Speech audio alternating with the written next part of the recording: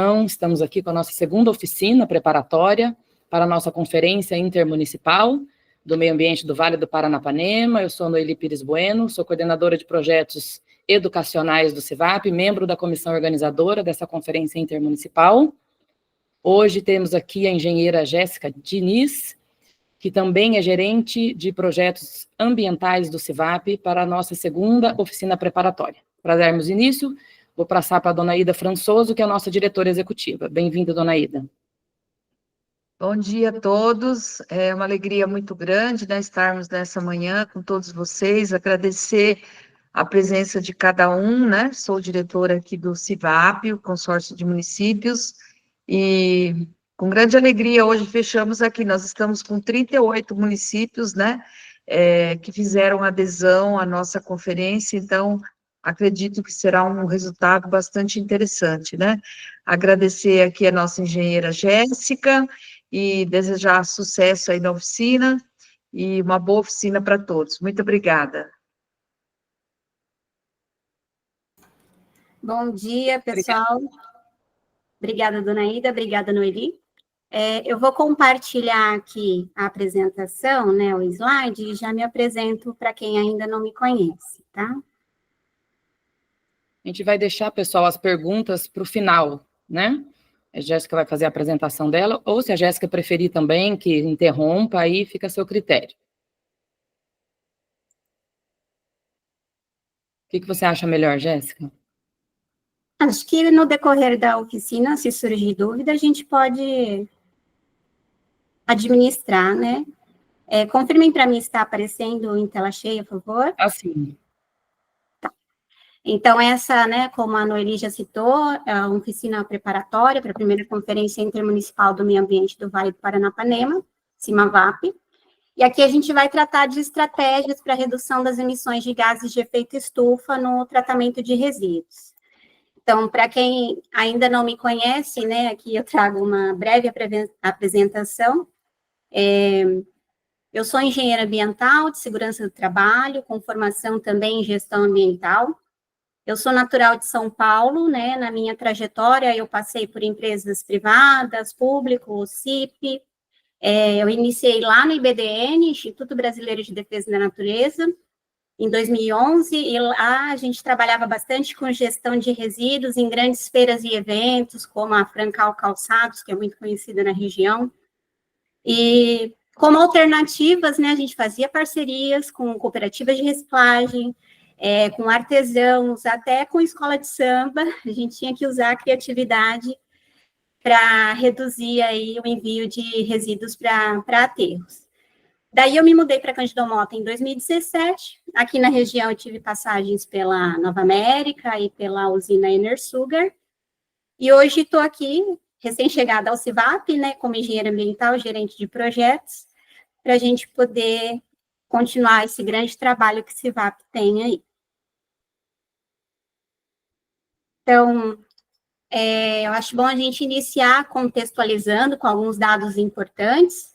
Então, nesse gráfico do Observatório do Clima, do CERG, a gente tem um ranking que mostra aí o nosso estado de São Paulo em 5º lugar nas emissões de gases de efeito estufa, e mostrando que os resíduos são o 3º maior emissor, né? Ele fica atrás apenas da energia e da agropecuária, representando aí mais de 16 milhões de toneladas de CO2 equivalente. No Brasil, do total emitido, a principal contribuição permanece associada à disposição de resíduos sólidos, né? Em aterros controlados, lixões, aterros sanitários. Noeli, só vou fazer uma observação, aqui na minha tela não estou conseguindo ver vocês, nem o chat, tá? Se puder me auxiliar, por favor, caso tenha alguma indagação, tá? Fica tranquila que eu e o João estamos monitorando, tá? Beleza, obrigada. Então, assim, dos resíduos sólidos, eles representam aí 65,5%, e seguida do tratamento de efluentes domésticos, 26,6%, depois o tratamento de efluentes líquidos industriais, 6,1%, e aí tem as contribuições pouco significativas, que são de incineração, queima a céu aberto e da compostagem, que são práticas aí ainda pouco adotadas no Brasil, né? Aí, trazendo mais um dado, a pesquisa de informações básicas municipais, MUNIC, do IBGE, a gente participou de um seminário no início do mês passado, um seminário de gestão de resíduos, contribuindo com as soluções, que foi do FNP. Né? E aí, foi apresentada essa pesquisa do IBGE, que foi realizada lá em setembro de 23 e divulgada em 24. Aí a pesquisa, ela é extensa, é bem interessante, e ela tem divisão de blocos, né? E aí, na questão de limpeza urbana e manejo de resíduos, eu separei aí alguns indicadores para a gente refletir enquanto município, enquanto consórcio.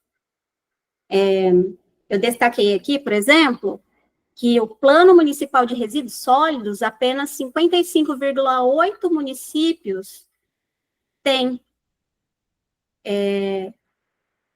14 estão em elaboração, 14%, né, e 30% não possuem nenhum tipo de plano. Então, dos nossos municípios, qual a situação do nosso município hoje? Nós temos Plano Municipal de Resíduos Sólidos, como que está o andamento disso? Porque a Política Nacional de Resíduos Sólidos institui que nós temos que ter, né? E a gente já está em 2025.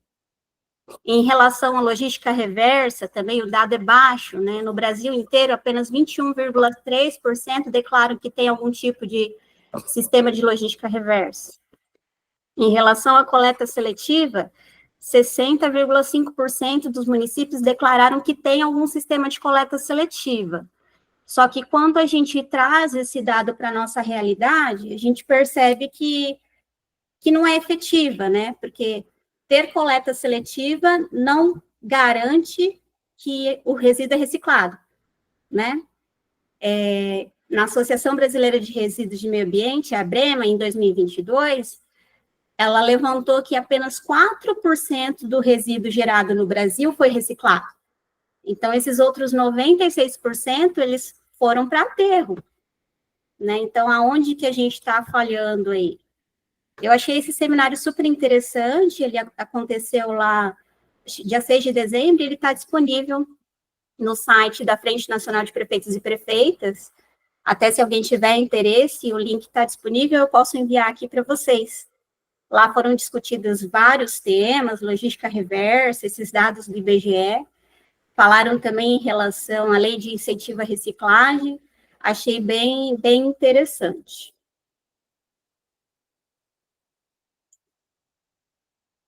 Ainda nessa pesquisa MUNIC, eles mostraram, né, o pior cenário e o melhor cenário, que seria aterro sanitário. A gente ainda tem no Brasil 36,6% de municípios que trabalham com lixão, que é totalmente ilegal. E aí, sendo 32,8% com aterro sanitário, né? Aterro sanitário, normalmente, nas cidades de maior porte, que conseguem ter aí já o aterro sanitário adequado. Estima-se, né, que os aterros responsáveis por resíduos orgânicos emitam cerca de 3 bilhões de toneladas de CO2 equivalente por ano, né?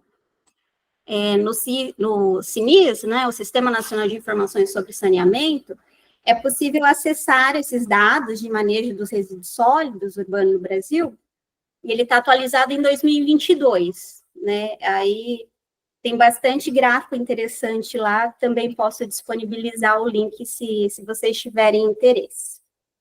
Então, a gente já mostrou aí alguns números, mas o que a gente faz com isso, né?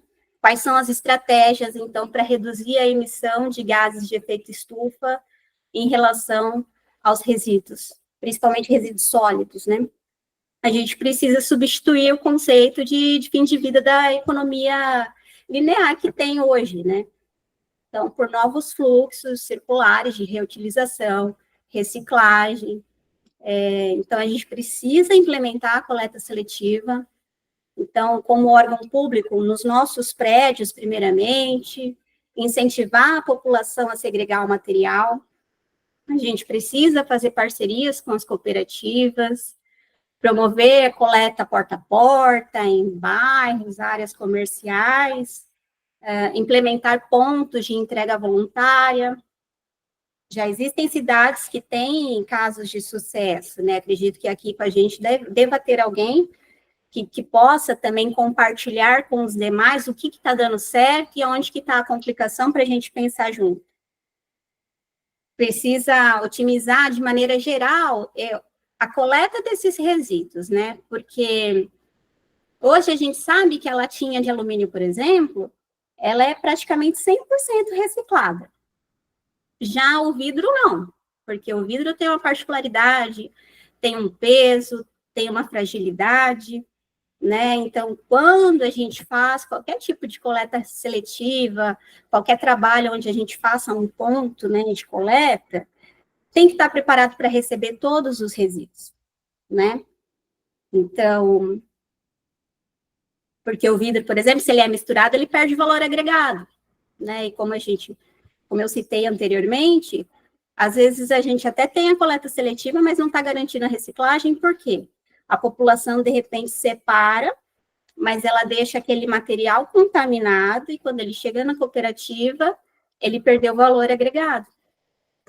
Então, precisa, né, de estratégias, instrução para a população, para a gente efetivar mesmo a coleta seletiva, né?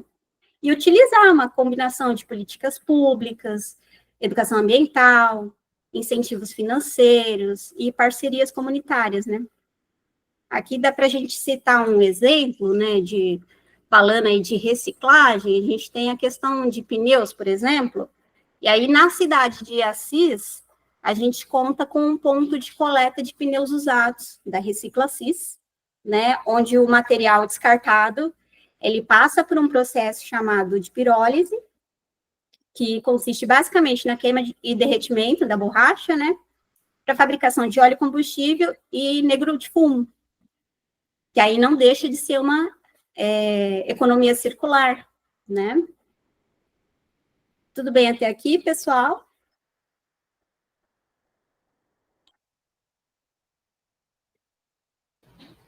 Certinho, Jéssica. Aí eu vou citar também, claro, né? A gente tem Eu Separo, Eu Reciclo, que é uma campanha CIVAP com parcerias, né?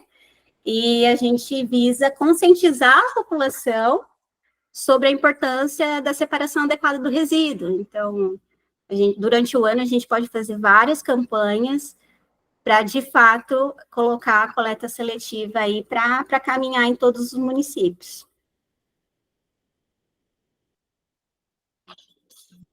Não deixando de falar, né, não deixa de ser uma economia circular, o rejeito de hoje deve ser o insumo de amanhã, né? Então, assim, a gente tem o PROBEM, que é o programa que beneficia os resíduos da construção civil. A gente tem 2 usinas de britagem que atendem aí 26 municípios consorciados. Elas são itinerantes, né? Conforme o cronograma, a necessidade, os municípios recebem essas usinas, e aí do subproduto que é gerado, ele vai para pavimentação e manutenção das estradas rurais, né? Então, esse rejeito virou um insumo, né? Que é o que a gente tem que pensar.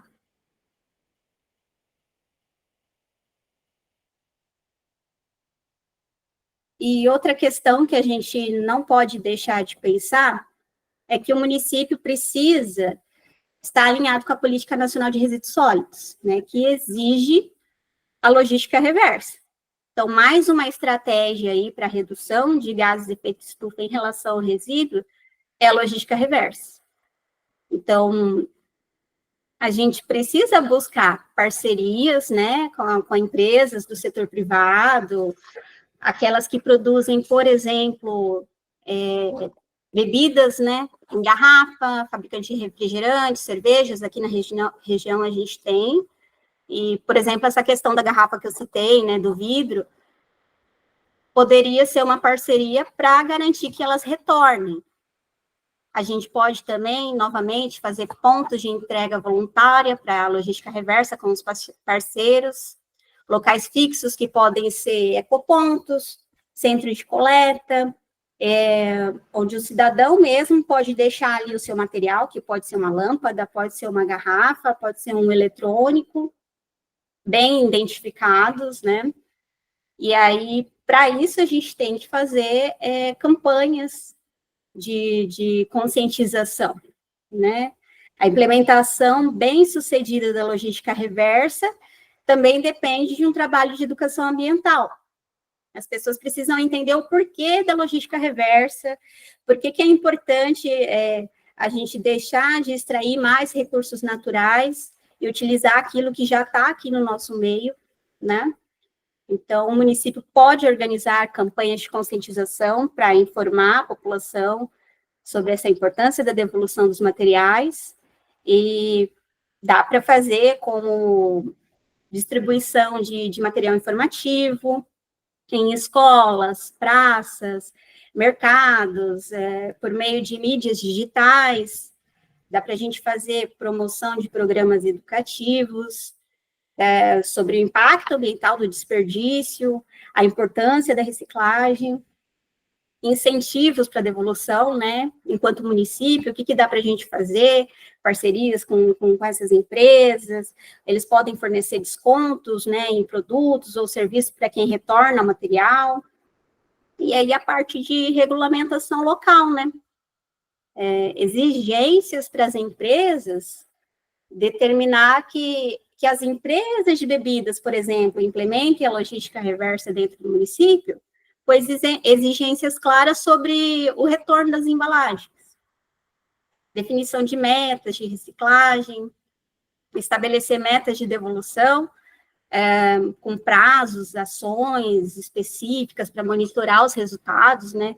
É bom a gente sempre ter os dados registrados, porque assim a gente consegue medir se está sendo efetivo ou não, se está acontecendo ou não, se está melhorando. Incentivos fiscais também, né? A gente pode trabalhar com essa parte, ou benefícios para empresas que participem de programas de logística reversa e invistam, né, em soluções ambientais. Acredito que já tem municípios que trabalham, né, com essa questão. Não sei se, acredito que a parte de resíduos não entra, mas tem também o IPTU verde, que verifica aí várias, né, ações que o contribuinte tem, e aí ele tem um desconto. É super interessante esse tipo de ação. E aí já existem sistemas implementados na região, por exemplo, para logística reversa de lâmpadas, material eletrônico. Eu vou até citar aqui um parceiro, né? A Catador Eletrônico. Beber uma aguinha.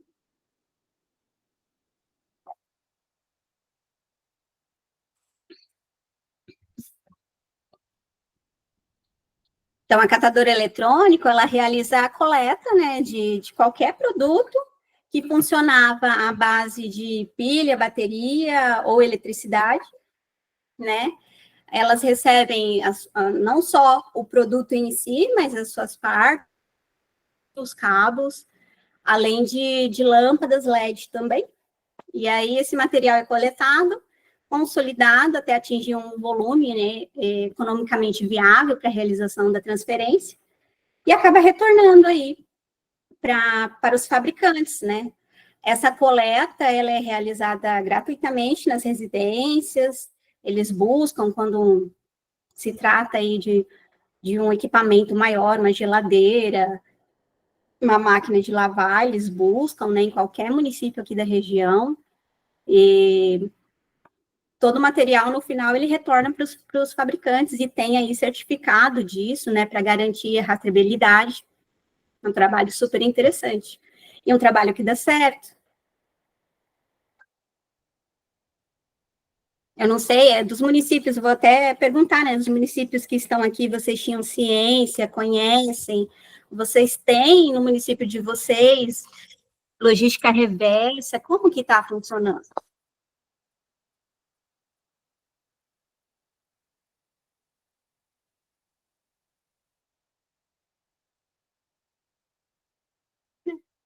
Fica aí para reflexão, né?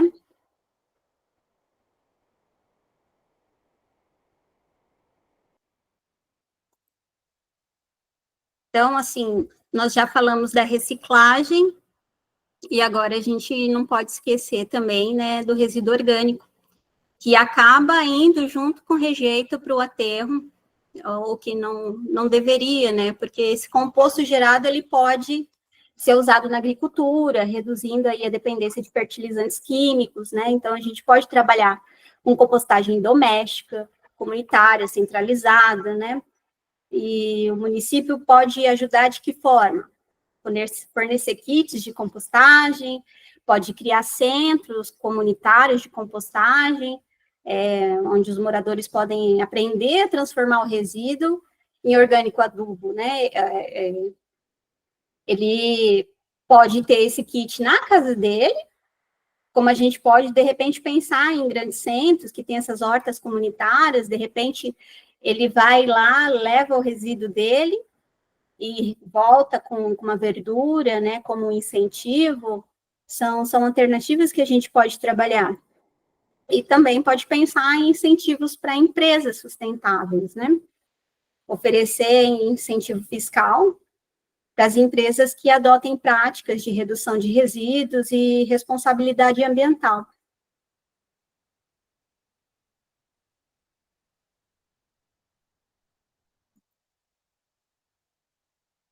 Um outro meio de redução de GE, já que a gente já falou de reciclagem, já falou de logística reversa, já falou de compostagem, a gente vem agora, né, para lá na frente, o que a gente faz uma vez que esse resíduo já foi gerado e já está ali acumulado?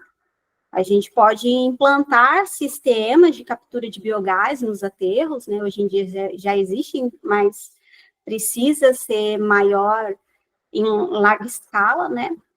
Esse biogás pode ser convertido em energia elétrica ou calor, e pode gerar a energia a partir dos resíduos, então a gente fica livre das fontes aí de energias fósseis, carvão, gás natural, apesar que aqui a nossa matriz é hidrelétrica, né?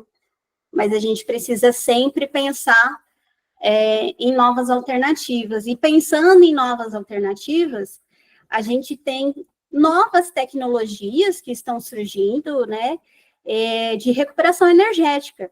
Aí eu vou até convidar o Leandro, eu vi que ele entrou aí, o Leandro, engenheiro ambiental, desculpa se eu vou falar errado aqui, mas é gerente da Balcivap, Leandro, você pode nos ajudar aí, falando um pouquinho mais sobre a usina, por favor? Bom dia, Jéssica. Estão me ouvindo? Sim. Perfeito. Então, bom dia para todo mundo. É isso mesmo, eu sou o gerente operacional aqui da PAL. Acredito que boa parte do pessoal que está aqui na reunião já teve algum contato comigo em algum momento. E só para falar rapidamente sobre o processamento do resíduo sólido que a gente vai promover na usina que nós vamos montar em Palmital, né? Nós vencemos um PPP, uma parceria público-privada no CIVAP, para atendimento de 15 municípios que pertencem ao CIVAP. Serão processadas 300 toneladas por dia e nós vamos ser costumo falar que a gente vai ser um substituto do aterro sanitário para esses municípios. Tá? Hoje, boa parte desses municípios tem levado seus resíduos para aterros sanitários privados.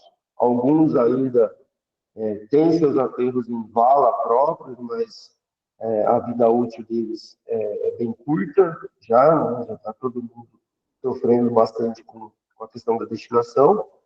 E os que levam para aterro particular, eles estão tendo um custo elevado para a destinação. Então, a Balcivap, ela é um projeto que ela vem para substituir a destinação dos resíduos em aterro sanitário, com o intuito de transformar o passivo ambiental, que é o resíduo sólido urbano, em um ativo econômico, que é a energia elétrica. Tá? Então, falando rapidamente, porque o processo é, de certa forma, bem complexo, nós vamos receber o lixo, o resíduo sólido urbano, que é coletado nos municípios, e vai para aterro sanitário e vai passar aí, esses 15 municípios, vai passar aí para a unidade em Palmital, tá? Então, da mesma forma que ele é coletado, seja por caminhão roll-on, seja caminhão compactador, que acaba levando esse resíduo para aterro, vai passar a levar para Palmital, tá? Esse resíduo vai chegar na unidade da BAL, ele vai ser triturado, vai ter a sua separação de inertes, ou seja, metais ferrosos, metais não ferrosos, vidro, pedra e até terra, que a gente identificou que tem muita terra no resíduo sólido aqui na região do SUAP. E aí, após essa trituração e segregação, esse resíduo vai ser seco, tá? Então, ele vai passar por uma secagem, um abatimento de umidade, para que nós possamos converter o RSU em CDR, combustível derivado de resíduo, tá? O CDR vai ser o nosso combustível na planta. E aí, nós iremos transformar o CDR em gás por meio da gasificação do leite fluidizado, tá? Rapidamente falando, a gasificação do leite fluidizado, ela é um processo químico, não é um processo biológico, tá? E permite a quebra das cadeias carbônicas longas em partículas menores, que são gases, tá? Então, a madeira, a matéria orgânica, o plástico que porventura tiver nesse resíduo sólido urbano, papel, enfim, o gato gordo, tudo que tiver lá no resíduo sólido urbano, ele tem cadeias carbônicas longas, tá? No processo de gasificação, ele quebra essa cadeia orgânica longa em pequenas moléculas de CO, CH4 e hidrogênio, convertendo o sólido, o CDR, em um gás que a gente chama de gás de síntese, tá? O gás de síntese ele é destinado a uma caldeira e dali para frente é um processo muito conhecido, principalmente na nossa região, tem muitas usinas, que é um processo de geração de energia a partir do vapor pelo ciclo Rankine. Ou seja, uma usina, ela queima bagaço de cana na caldeira para gerar vapor. Nós vamos queimar o gás que vem do CDR pelo processo de gasificação, foi transformado pelo processo de gasificação. Vamos queimar o gás em uma caldeira para gerar vapor, girar uma turbina a vapor e injetar energia na rede. Então, nós vamos converter um passivo ambiental, que é o lixo que está indo para aterro, que vai ficar lá no aterro, que precisa de grandes áreas, tem o risco de contaminação do lençol freático, tem a liberação de gases de efeito estufa, né, no aterro, por mais que o aterro tenha um controle de gases, pela sua área ser muito grande, ele não consegue captar 100% dos gases, ainda tem uma parte de metano que está sendo gerado no aterro sendo emitido para a atmosfera, e isso gera gases de efeito estufa, e por consequência gera aí as mudanças climáticas que todo mundo tem sofrido bastante, tá? E a gente vai, no processo naval, nós vamos conseguir captar 100% desse gás que no aterro é gerado, a gente consegue captar no processo de gasificação e queimar esse gás, tá? A queima do gás promove a redução das emissões atmosféricas. Eu acho que esse é o grande intuito dessa conversa aqui, né? Redução das emissões atmosféricas. Por quê? Se a gente for lembrar das aulas de química orgânica na escola, sei que teve gente que não prestou muita atenção nessas aulas, mas se a gente for lembrar, CH4 convertido em CO é 1 para 1, tá? É uma molécula de CH4 convertida em uma molécula de CO mais água, tá? Porém, o CH4 tem um potencial de emissão de gases de efeito. Ele é um gás de efeito estufa 28 vezes maior do que o CO2. CO2, tá? Não é CO, perdão. Então, o CH4 vira CO2 mais água. Só que o CH4 tem um potencial de emissão de gases de efeito estufa 28 vezes maior do que o CO2. Quando eu queimo, é 1 para 1. Quando eu emito para a atmosfera, é 28:1. Por isso, da importância de eu fazer esse controle da emissão de CO por meio da queima do metano. Tá? O aterro faz a mesma coisa. Ele converte ou em calor, o metano que ele capta, ou ele queima no flare para fazer essa conversão de 1 para 1. O problema do aterro é que ele não consegue captar todo o metano gerado.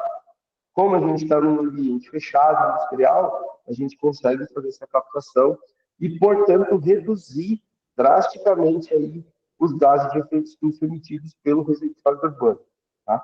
Um outro benefício que tem para os municípios que fazem parte desse projeto é que o crédito de carbono gerado no projeto CIVAP, no projeto da BAL CIVAP, ele retorna aos municípios participantes.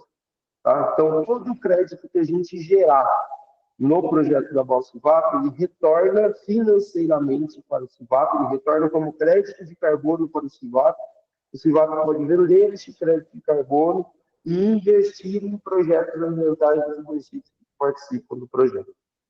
Tá? Então, além de todos os benefícios ambientais, a gente conseguir reduzir as emissões atmosféricas, a gente diminuir a área para a destinação de resíduos sólidos urbanos hoje, a gente ainda pode obter um retorno financeiro para o projeto, para os municípios participantes desse projeto aí. Tá? Então, de maneira bem resumida, de maneira bem rápida, para não tomar muito tempo de vocês, é isso que vai acontecer com o resíduo sólido urbano que vai lá para Balsa Vaca, por Barracão Azul, lá em Palmital, e só para que vocês fiquem bem tranquilos, a gente já tem a licença prévia emitida pela CETESB. Nós estamos no processo de obtenção da licença de instalação neste momento, tá? Já está protocolado na CETESB, a CETESB já está avaliando, e assim que sair a licença de instalação, nós devemos começar as obras no Palmital, para o quanto antes esse projeto estar de pé e poder começar a operar e receber os resíduos do município dos participantes desse projeto. E fazer diferença, já que esse é o primeiro projeto brasileiro, com tecnologia brasileira, para a destinação de resíduos sólidos urbanos por meio de gaseificação.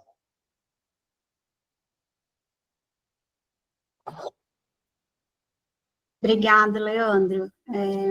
E parabéns também pelo projeto, né, pioneiro, e eu acho que é isso, a gente tem que pensar fora da caixa, né, trazer novas tecnologias, existem inúmeras ideias por aí que a gente não precisa nem criar, às vezes a gente pode copiar, né, mas aqui a gente usou uma tecnologia que já usava, melhorou, né, então, e agora, em breve, já estará em execução aí para os municípios.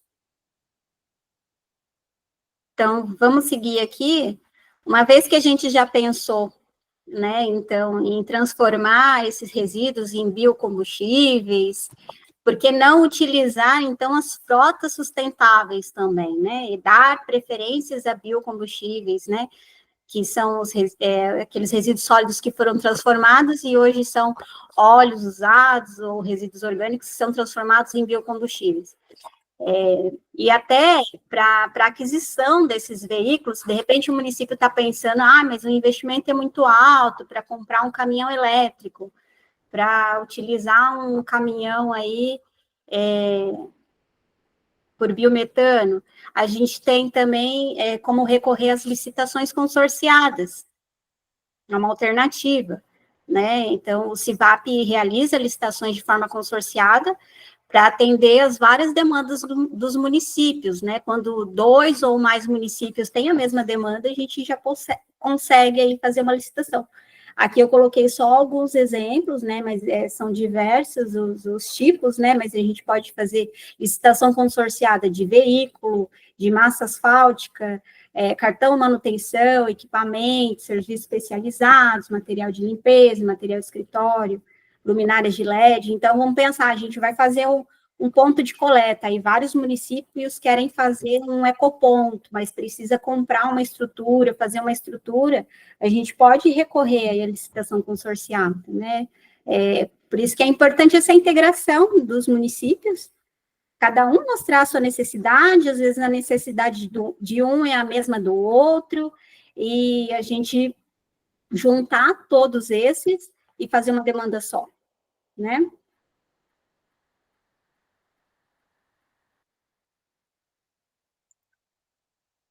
E aí, para colocar tudo isso que a gente falou em prática, a base é a educação e a conscientização, né? Então, programas de educação ambiental e sensibilização são essenciais, né, para a gente promover todos esses projetos, né? A educação ambiental, ela aumenta a participação da sociedade na gestão sustentável dos resíduos, né? Contribui aí para a redução da quantidade de resíduos gerados e a melhoria dos processos de tratamento, né? A gente está falando de estratégia, mas a gente viu que a estratégia, ela vem do tratamento de resíduo, não é só lá o aterro sanitário ou a usina, ela vem desde a coleta seletiva, da logística reversa, então, só que as pessoas precisam entender o que é isso para dar a importância, né? Então, desenvolver campanhas educativas, programas de capacitação nas escolas, nas comunidades, nas empresas, para fomentar a redução, reciclagem e compostagem, né? Aí, eu gostaria agora de atrelar, como a gente sempre fala dos Objetivos do Desenvolvimento Sustentável, tudo que a gente falou aqui hoje, dá para a gente atrelar também com esses indicadores, né? Então, até circulei alguns aqui, isso até no meu entendimento, mas acredito que caiba até em mais indicadores aqui. Mas, por exemplo, a relação dos resíduos sólidos com os objetivos, a gente vê, né, no ODS 6, da água potável e saneamento, porque tem um indicador lá da decomposição inadequada de resíduos sólidos, né, que pode contribuir para a poluição dos recursos hídricos. Então, aí a importância, né, de um aterro sanitário, né, porque os líquidos gerados pela decomposição, eles lixiviam, né. Aí, no ODS 7, por exemplo, energia limpa e acessível, a gente tem a questão da captura e aproveitamento do biogás, a gente tem a BAU, né, então, que se encaixam aí como indicadores. No ODS 8, a gente tem ali trabalho decente e crescimento econômico, não tem como, a reciclagem, ela sempre vai atrelar. Essas práticas de reciclagem e economia circular, elas geram empregos, e normalmente o pessoal que trabalha com isso, eles são pessoas, às vezes, em situação de rua, e com certeza agrega aí no crescimento econômico, né? Além de reduzir novos recursos aí para a produção de novos resíduos. No ODS 11, a gente tem, né, cidades e comunidades sustentáveis, onde tem um indicador que precisa reduzir o impacto ambiental negativo per capita nas cidades, né, incluindo a questão dos resíduos. E tudo isso a gente teria que cumprir aí até 2030. No 12, a gente tem produção e consumo responsáveis, novamente, né, reduzir significativamente a geração de resíduos, através de prevenção, redução, reciclagem, reutilização. No ODS 13, até que a gente discutiu ontem na oficina do CLEDIR, que são ações contra a mudança global do clima, né? Então, integrar as medidas relativas à mudança climática nas políticas, estratégias, planejamento nacional, né? Então, melhorar a educação, a conscientização, a capacitação sobre a mitigação da mudança climática, a adaptação, redução dos seus efeitos. E o ODS 17, acho que eu não circulo... Ah, não, acho que eu coloquei errado aqui. O ODS 14, né? A vida na água, que visa também prevenir e reduzir significativamente a poluição marinha. A gente sabe que existem aí ilhas do lixo, né? Nosso resíduo acaba indo para os mares e formando aí ilhas de lixo, né? Então, a gente precisa buscar caminhos para acabar com essas situações, né? Então, o intuito da oficina é trazer reflexões para os municípios, o que o município está fazendo, qual que é a necessidade maior do município, o que dá para gerar de proposta em relação ao resíduo que se encaixa no eixo 1, mitigação, para, na semana que vem, a gente, na conferência, poder discutir melhor, né? E lembrando que na conferência a gente conta com a presença de toda a população. Então, para formular essas propostas, elas precisam estar de forma simples, entendível por qualquer pessoa, né, que esteja lá, que se interesse para ser votado. Então, assim, é mais para ter um norte, para a gente poder construir aí a nossa conferência na semana que vem. Então, o que eu tinha para trazer é isso, gente. Agradeço, deixo o meu contato aqui, e aí, quem puder agora colaborar, né, com alguma pergunta ou alguma questão, a gente segue. Obrigada, Jéssica. Obrigada, Leandro, aí também, né, pela participação aí, pela BAL-CIVAP. O André solicitou a palavra, fica à vontade, André, pode abrir sua... Sim, bom dia. Bom dia, aproveitando as diversas deixas, né, e aproveitando também que a gente tem uma série de gestores ambientais também aqui, né, nesse nosso bate-papo aqui, é válido dizer que tudo isso que a Jéssica bem disse, que o Leandro bem disse, fazem parte também do gerenciamento de resíduos sólidos, onde todos os municípios deverão melhorar, ampliar e torná-la cada vez melhor. E para isso, o novo marco do saneamento básico solicita, para não falar exige, né, que é uma palavra muito forte, a presença de uma agência regulatória, tá? Seja nós aqui da ARVAP, seja ela qual for. A presença da ARVAP dentro aqui da nossa região, ela facilita bastante no sentido de que quem serão os gestores, né, vamos tratar assim de uma forma mais simplificada, serão os prefeitos, né? Os prefeitos é que irão... sou eu, tá, Raíza? Se precisar, estou aqui à disposição. Os prefeitos, né, que integrarem aqui a ARVAP, que farão parte aí da Assembleia, da direção da agência. Logo, diferente de outras agências que existem dentro do Estado de São Paulo, as prefeituras não serão apenas mais um componente, né, não serão apenas um número, mas sim farão parte de toda a gestão, de toda a decisão que vier a ocorrer dentro da agência. Tá? Então, senhores gestores, saneamento básico não é somente água e esgoto, vai muito além. Pega também a questão de todo o resíduo sólido urbano e também a questão de drenagem. A questão da drenagem, que é um assunto muito importante, que envolve diretamente, né, as questões climáticas, que, creio eu, diversas cidades passam por esse problema, é um assunto que está sendo amplamente discutido pela ANA, tá? Só que a discussão ainda não foi finalizada, porque a ANA, ela emite o que é chamado de normas regulatórias, e essas normas são a base para que as agências possam trabalhar. A ANA ainda está trabalhando em relação às drenagens urbanas, mas a questão de água e esgoto, que o GAEMA aí já deve ter enviado algumas cartinhas aí para algumas prefeituras, solicitando às agências. As que têm Sabesp já estão muito bem resolvidas, porque a Sabesp já tem uma relação muito próxima a uma agência regulatória do Estado, mas a questão de resíduos sólidos, assim como a chamada taxa de lixo, né, que nada mais é do que uma tarifa de gerenciamento de resíduos sólidos, ela deve ser implantada em todos os municípios por força legal, tá, devido ao novo marco regulatório.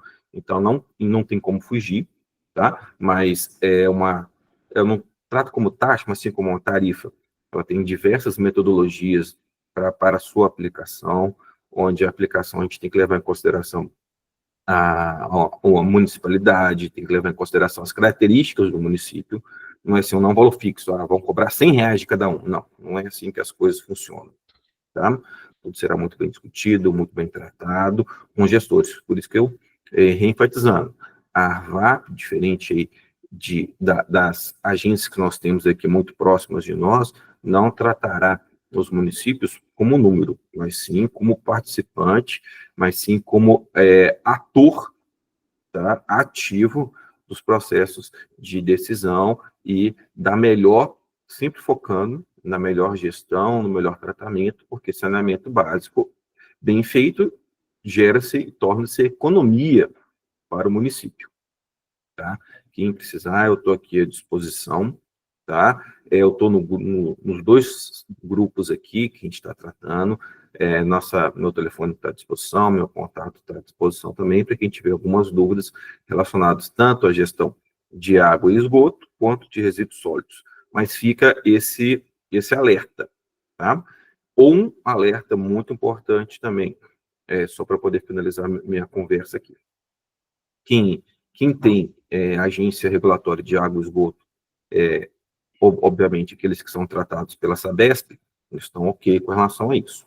Agora, quem não tem agência regulatória voltada para o gerenciamento de resíduos sólidos, segundo a normativa da ANA, tem até 1º de abril, e não é mentira, tá?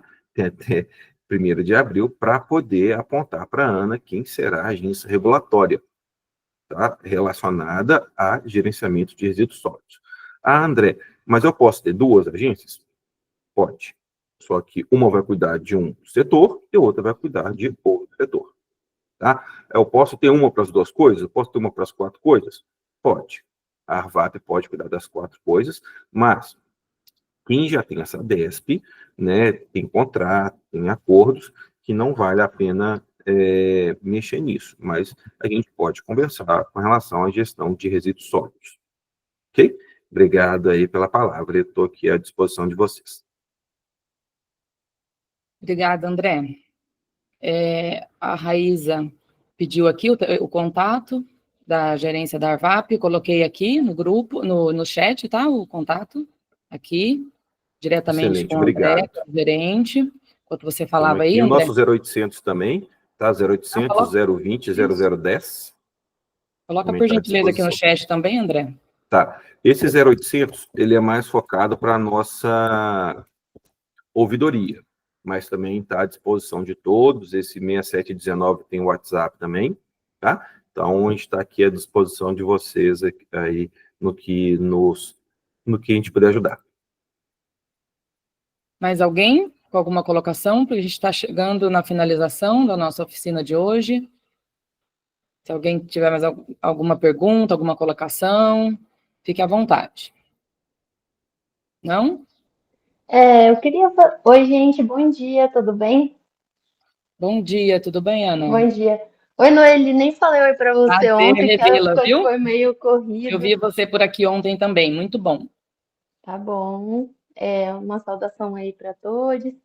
Estou aqui, sou uma pessoa que tem um engajamento com povos originários, povos indígenas, povos quilombolas, né? E povos de terreiro. E são povos que cuidam muito, né, do meio ambiente, estão alertando nós todos sobre os riscos desse manejo nosso com o meio ambiente.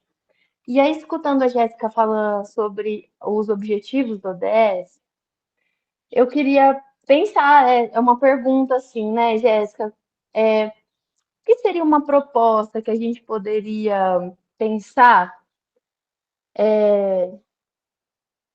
para a nossa conferência, né? Pensando, instigando aqui, porque eu já participei de conferências, né? Tenho um histórico em conferências e eu sei que as propostas elas não surgem assim, né? Pensei numa proposta, né?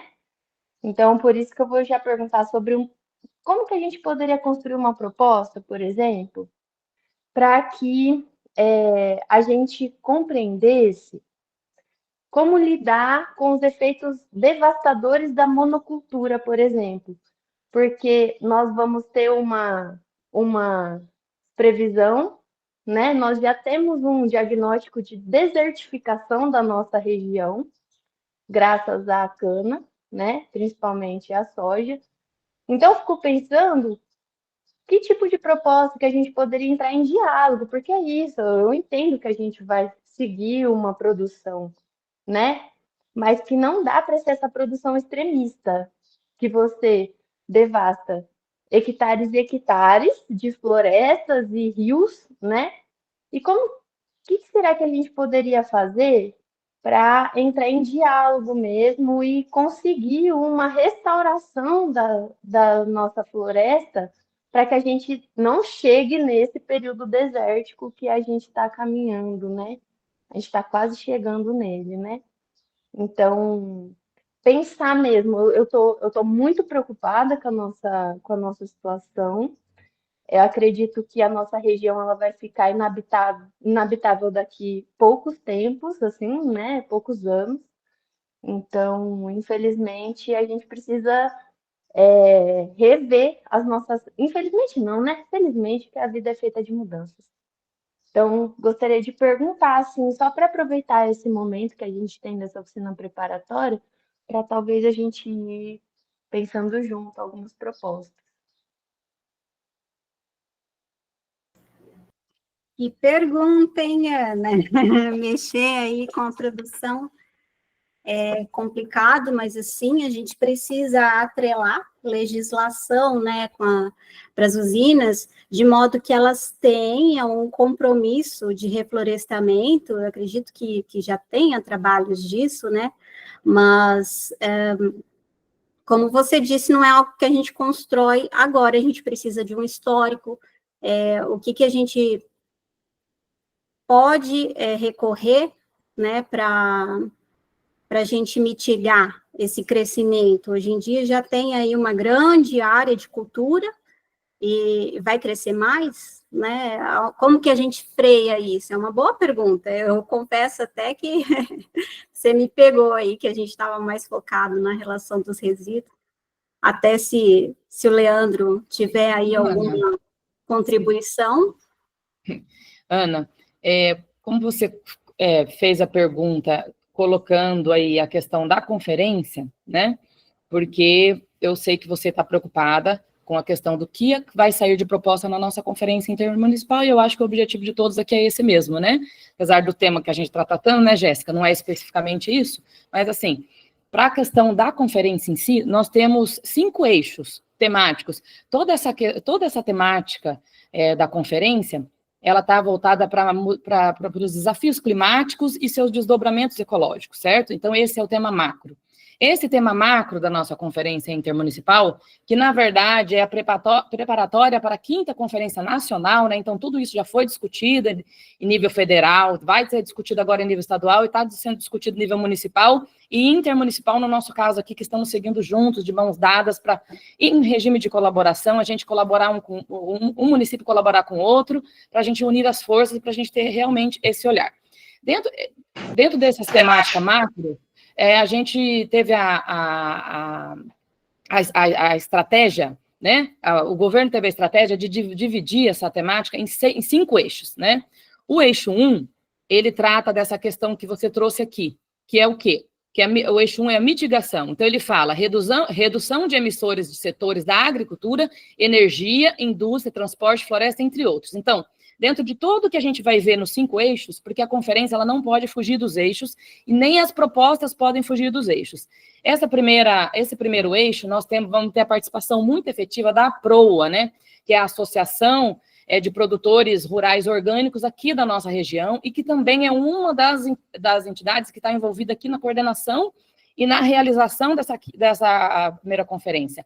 Eles fizeram uma reunião preparatória para discutir sobre esse assunto, né? Já geraram algumas propostas que estão em fase de finalização e de edição, e essas propostas vão chegar na nossa conferência intermunicipal, e lá, na sala do eixo 1, essas propostas vão estar sendo discutidas, então a gente pode dar um tratamento mais específico no que fazer e discutir em conjunto com a comunidade presente, né? Convido você para estar presente lá também. Eu acho que a gente vai conseguir levar esse tema adiante e fazer propostas que sejam realmente sustentáveis, porque a sustentabilidade ela tem que ser boa para a economia, é o que a gente conversou antes, para a economia, para o meio ambiente, né? Para o social, então ela tem que ser vista de uma forma bem integral, a gente não tem como a gente separar uma coisa da outra, né? Espero ter te ajudado em algo e esperamos você lá na conferência, tá? Agora vamos passar... Beleza. Muito obrigada, Noeli. Valeu aí pela conversa mesmo. Acho que esse é o momento. A conferência legal. É um momento muito rico para a nossa conversa. Valeu. Obrigada, E seja Ana. mais positiva, Ana. Seja mais positiva. O mundo não vai acabar tão fácil assim, não. Nós somos muito resistentes. Seja positiva. Vamos ter fé, vamos lutar, que vai dar tudo certo. Eu tenho um filho de 4 anos. Eu quero que ele viva bastante nesse nosso planeta aqui, com saúde, com ambiente sustentável, com empregabilidade, com vendo bicho andando aí. Vamos ter fé, vamos trabalhar para isso. Mais alguém? Tem alguma colocação? Lembrando aqui da reunião preparatória da APROA, né, se não me engano, eles separaram ali 7 propostas até para levar, escalonar, e 2, né, serem selecionadas. E eu acredito, Ana, que seja interessante que você participe da sala que eles estiverem, né, porque com certeza é bem pertinente ao que você está preocupada, né, com essa questão da monocultura. Então, obrigada, pessoal. Obrigada, Jéssica. Obrigada a todos que estão aqui, né, participando de alguma forma. Quem não pôde aí estar presente, né, vai poder ver vai poder assistir essa gravação e ter acesso a esse conteúdo. Então, gostaria de lembrar aqui também que na semana que vem, dia 15 e 16, lá no Bloco 12 da FEMA, nós estaremos, assim, de fato, com a nossa conferência intermunicipal de meio ambiente do Vale do Paranapanema, no período noturno, das 19 às 22, né? Horário que foi escolhido justamente para acolher toda a comunidade, porque a conferência não está voltada somente ao setor público ou somente a profissionais, mas está voltada a toda a comunidade. Então, nós estaremos lá e esperamos por todos vocês. No nosso site, civap.com.br/cimavap, vocês conseguem fazer as inscrições, ter acesso à programação, ter acesso a todas as informações que são necessárias, tanto para vocês fazerem uma preparatória, que ainda dá tempo, né, de fazer a reunião preparatória, que a gente adiou o prazo até o dia 13, então até segunda-feira.